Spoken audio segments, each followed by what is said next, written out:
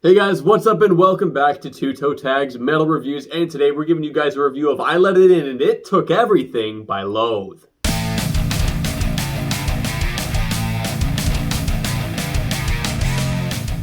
So we've listened to this album non-stop over and over and over for the last week. Vile, what do you think after listening to this album for a week?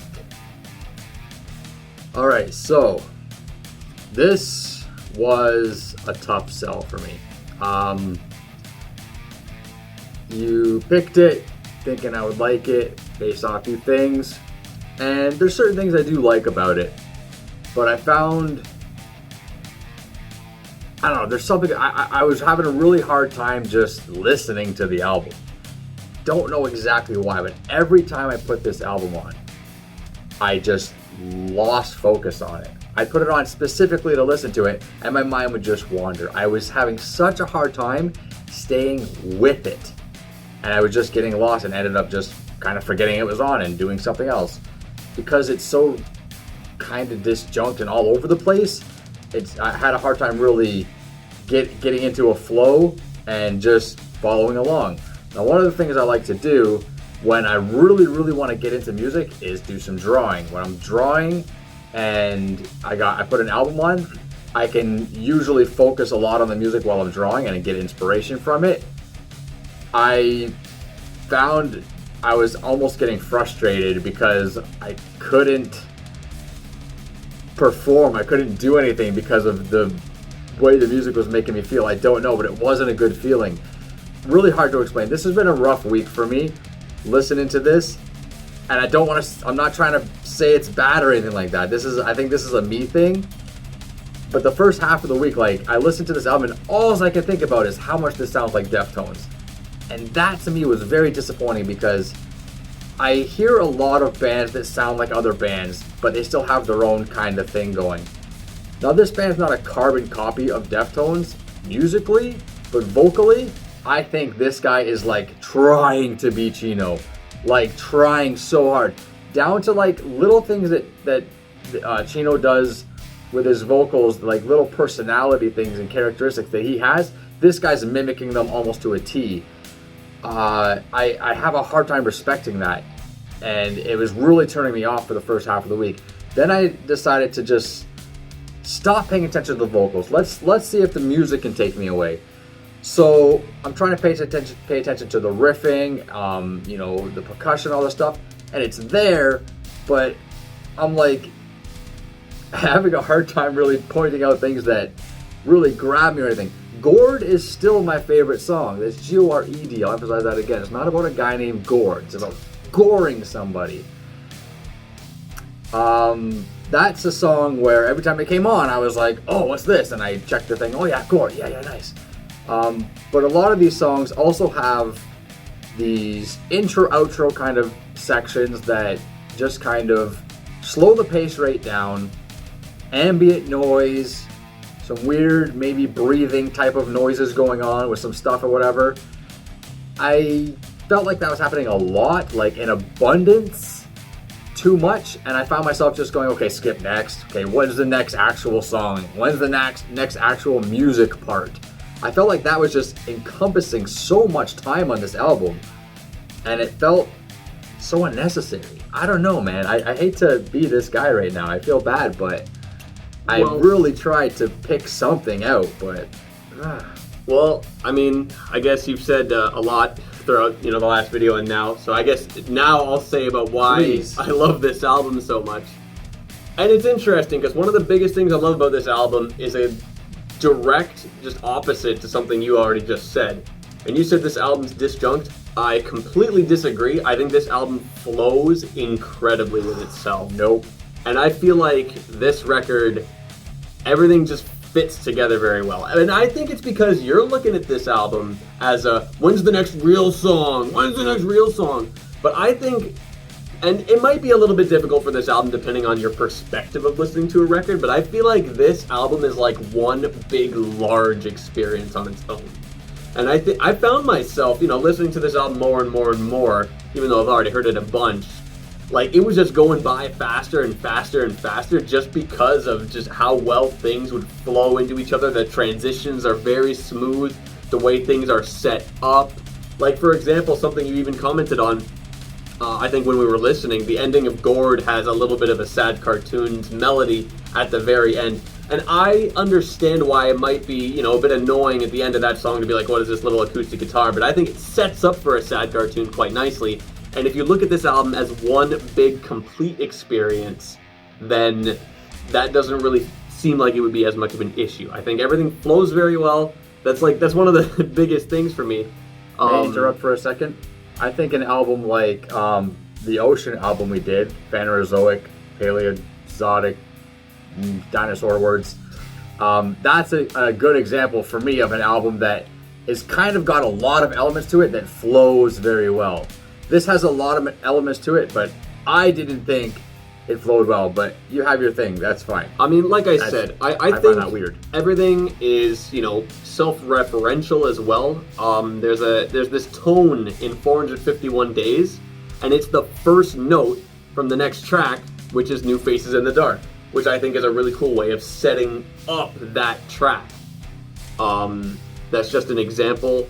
You can almost sing the melody of Screaming over the soundscape of the first track theme, which is also pretty cool. Like, everything kind of just fits in, it's like a bunch of puzzle pieces that fit real nicely. It's almost like there's a lot of callbacks within itself. It's kind of like a meta thing with what you're saying. To a degree, yeah. Like I said, I feel like this album is like just one big, large experience, and it's a lot harder to listen to it track by track, if that makes sense.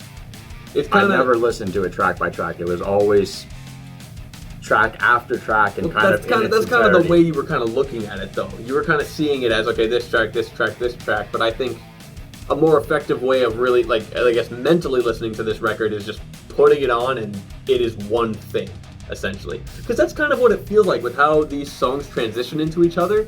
Some of it feels like longer than they are, because none of these songs are really that long, but because they transition so well, it kind of feels like just giant chunks after another, because it just has really good coherency. As for tracks, I'm actually really interested in what you think of these three tracks, because there's three pretty much that are the best for me, and that is New Faces in the Dark, Screaming, and the title track. So New Faces in the Dark is even though Aggressive Evolution is sick, New Faces in the Dark is really when things just start to hit and slam really hard, and I just love the grooves of this track. And that's another thing I love about this album, is that the grooves are fantastic. The percussion is really, really well done. There's small, cool little bits and fills that he does. There's one small thing actually in Broken Vision Rhythm, it's another good one. 17 seconds in, there's this sleigh bell that shows up. And I never even noticed that when I was first listening to this record. It was this week where I kind of picked that out, what the heck was that? And that's the only time it happens. So stuff like that is the stuff we both love to see in albums, where these tiny things come out of nowhere, what was that? That was just a small, cool thing. So, Screaming is a fantastic break from the action, because a lot of the heavy songs, have a certain direction, but Screaming starts, and it's a really chill beat, and you're not really ready for that. It's such a departure from what you're already used to with this record. But then you've got, this really nice melody, and then there's some heavier stuff within the same song, but I really like how the song is like a midpoint, turning point in perhaps even the story. I don't know the story. I believe it is a concept album. I don't know the story, but based on how it sounds, I'm willing to bet it's a very sad and depressing story, and that is ultimately captured in the title track, which is the last track on the album. Just the kind of almost drone that it starts with is just so uncomfortable sounding. You feel that in your gut. And you can feel that, whatever this character went through, they're totally empty. They're just done with everything. Whatever they let in. And it sure took everything after you hear that track. Yeah, I don't know. I'm hearing you talk about it, and it's making me wonder why I didn't get the same impression, because I do listen to albums like this trying to take it all in and as a big encompassing experience. I really tried with this one, but it something about it kept throwing me out, throwing my attention span out the window. I think it might be hard because of how much shoegazing kind of stuff there is. There's a lot of just ambient sounds going on that kind of take you out to outer space. And it does happen quite a little bit. Perhaps they could have made them a little shorter or maybe removed one or two, but I do think overall it all fits very well personally, and I also think the contour of this album is really nice. You're going on a huge roller coaster of emotions between the shoegazing stuff and just brutal, aggressive, very harsh grooves. And it's just such a wild ride going back and forth between this, and I don't think it's disjunct personally, but I know that's how you felt. Well, see, another thing, like you described it, we describe a lot of albums as these roller coasters or waves of, ups and downs based on the way they sound and the directions they go. For this one, it felt more like forks in the road, and it kept forking and forking and forking and going different paths, but never really following a contour. I don't know. We obviously have opposite opinions on this. It's very interesting that we're getting very different perceptions of the same body of work. But you mentioned 3 songs. Let me touch on those. New Faces in the Dark. I don't even remember what that sounds like other than the beginning. The guitar at the beginning, yeah, which is, I'm just remembering back from my notes from last week, reminded me of something Darren Malakian would write. Very similar to that kind of Scars on Broadway type of riffing and guitar tone. Screaming. Every time that song came on, I would look and go, oh, what's this one? And then I remembered it was one of the ones that you highlighted last week, and I would pay a little bit more attention to it, and at the end of it, I'd go, meh, okay, it's probably one of the better ones on here, but I didn't take anything away from it that I actually really enjoyed that much. But I will give you credit to the last track. The title track actually was one that came on a few times. It's probably the second best track other than Gored, G-O-R-E-D. I just feel weird saying that. It's an awkward word. But yeah, the title track is a cool song. It's got this, gentiness to it. It almost reminded me a bit of Ginger in a way. Just the structure of the song and kind of the way it's performed, I guess.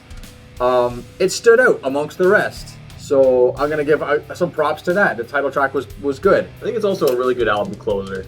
Yeah, it's a cool album closer. I think Theme is a shitty album intro. I kept skipping that as well, but I mean, it's just an intro track, a whole lot of noises kind of thing. But I think the reason I got annoyed with it is because that kind of thing kept happening at the beginning and ends of other songs. Like you kind of just wanted to get to the action?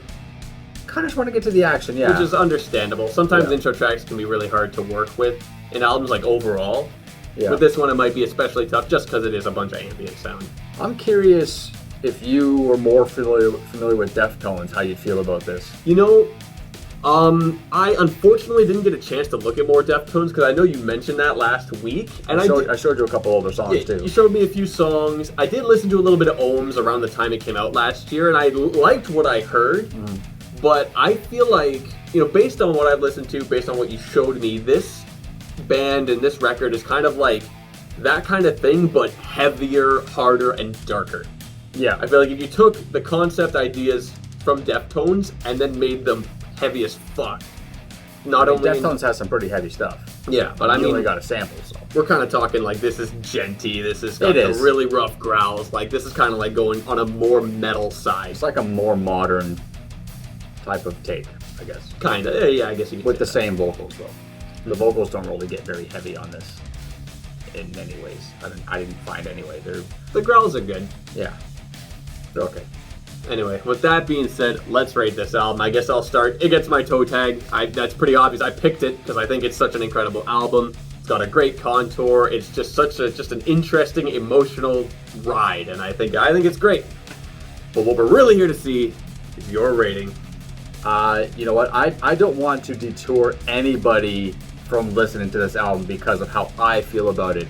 I'm gonna give it a rating based on how I feel like it's rated. I'm gonna give it a 5. Okay, a 5 is basically what I rate things when I don't know what to rate them. It's right in the middle. It's the average score.